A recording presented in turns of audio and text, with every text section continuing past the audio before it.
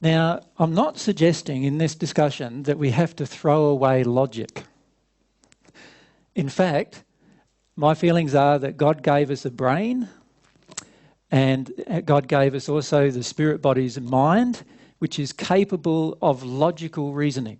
So therefore, it is something that is necessary to be used in the discovery of truth. So you don't want to throw away your mind. You want to allow your mind to see what is really within your soul.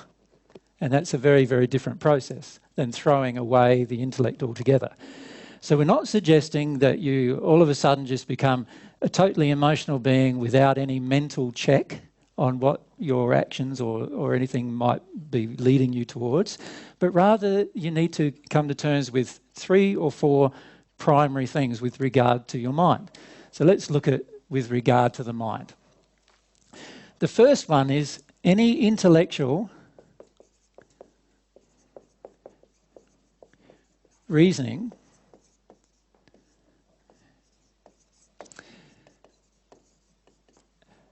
that you are unsure of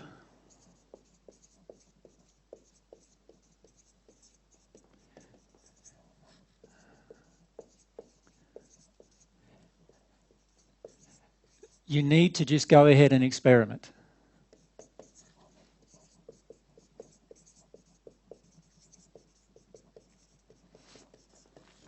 So in other words, let's say you have a thought. Let's say during the course of a day, something happens and you have a thought that you believe that the universe is flat.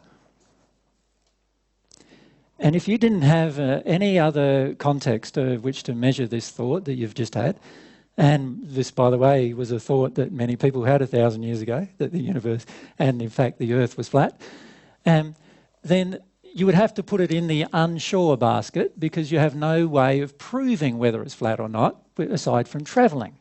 And unless you had the means to travel, you would not be able to test the truth with regard to whether the universe or the earth itself is flat.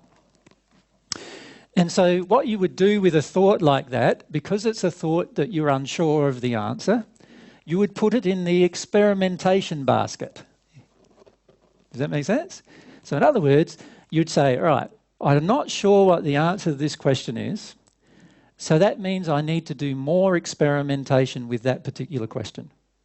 So instead of coming up with an idea of, that the earth is flat and then sticking with it, even if it's unproven, what you would do is inside of yourself, you'd go, anything that's unproven to me, and it doesn't matter whether it's proven to somebody else, this needs to be related to you. If it's unproven to me, then I need to put it in the experimentation basket. I'm going to experiment with it. Does everyone get that? So any intellectual reasoning or any intellectual thought you have that falls into that basket. So, for example, in a relationship, you might have a thought all of a sudden that your wife doesn't love you anymore. All right? Now, there could be a whole lot of things that are not proven about that yet, and you'd need to, and you're unsure of it, so you'd need to put it in the experiment basket. You'd need to put it into this thought requires my attention and requires further investigation. Can you see that? Let's say it's something about the universe. Let's say you were designing an aeroplane and you were, 200 years ago when planes weren't yet invented, and you wanted to come up with some kind of thought that, I can definitely create a flying machine, but you'd have no way of doing it. You don't know how. So what you would do is you would allow yourself to experiment. You would build a flying machine.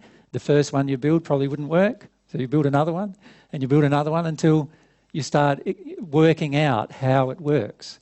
And that's a part of the experimenting process. Does that make sense? Mary, you'd like to ask? By the way, you can ask questions through this, and we'd just like to record your questions. So really this is the process that we're in with regards to our soul.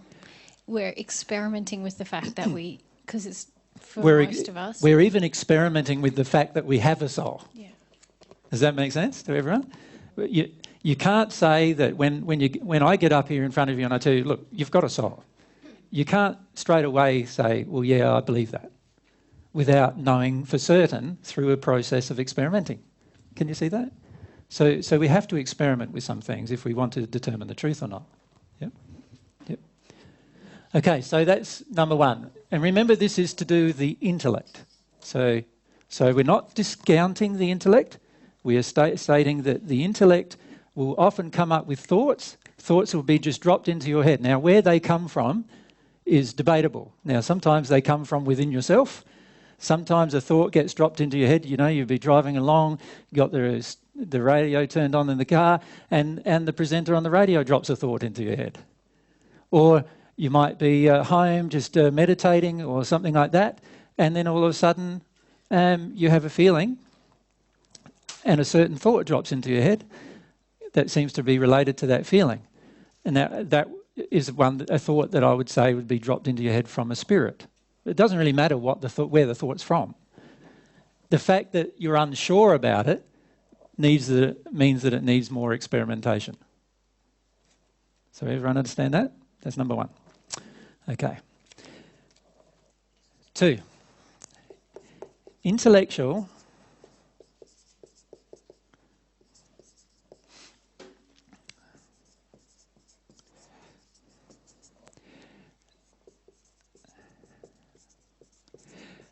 thoughts and thoughts that are harmonious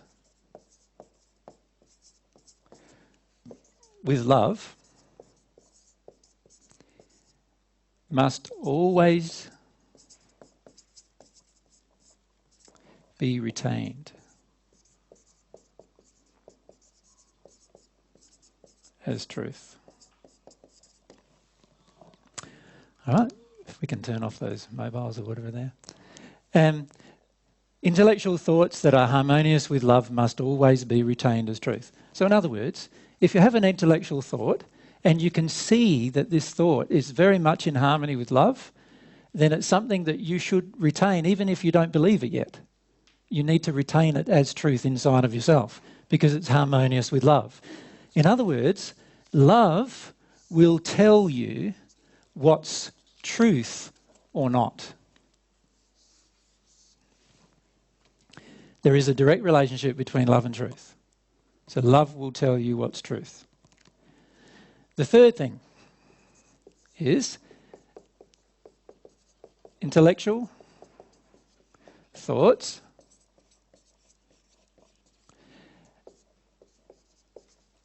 that are disharmonious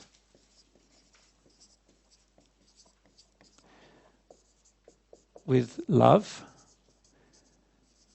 must be discarded as error.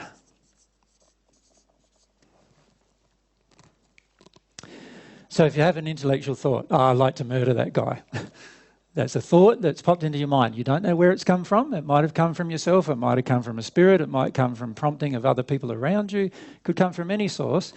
But it's obviously out of harmony with love of the other guy and yourself.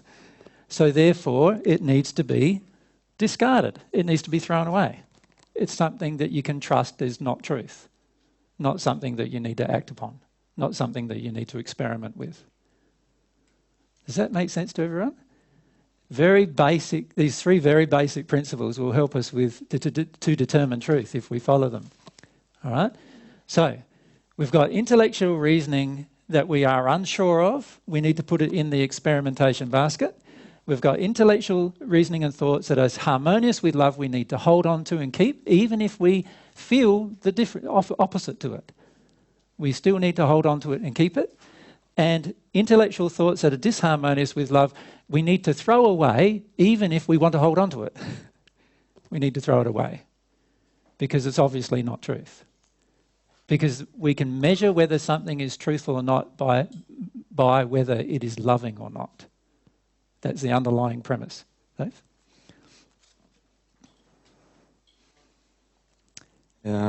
Usually when we're coming from a place of error, we're going to really know what's loving sometimes. We think it's loving, but then we later on find out it's not, perhaps? Or? If you have that suspicion, then I'd say that it falls into basket number 1. Unsure. Unsure.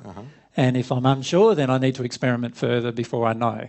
Does that make sense? So every time, even if there are times, I agree, where you think something is loving, but God's got a feedback system, the law of attraction, which will tell you whether it's loving or not down the track if you embrace it. And to me, that falls into the unsure basket. I'm not 100% positive that is love or not yet, and so I need to experiment with it. Even from our environment, like in a family situation where we think it's right to treat a person a certain way because that's what we've been shown all our life, and we have a belief that that's the way it happens. Yes, so the first thing I would do there intellectually is I'd go, well, would I like to be treated that way? Well, if I wouldn't like to be treated the way that I'm treating that family member, then it's obviously in the third category, and I need to discard that treatment.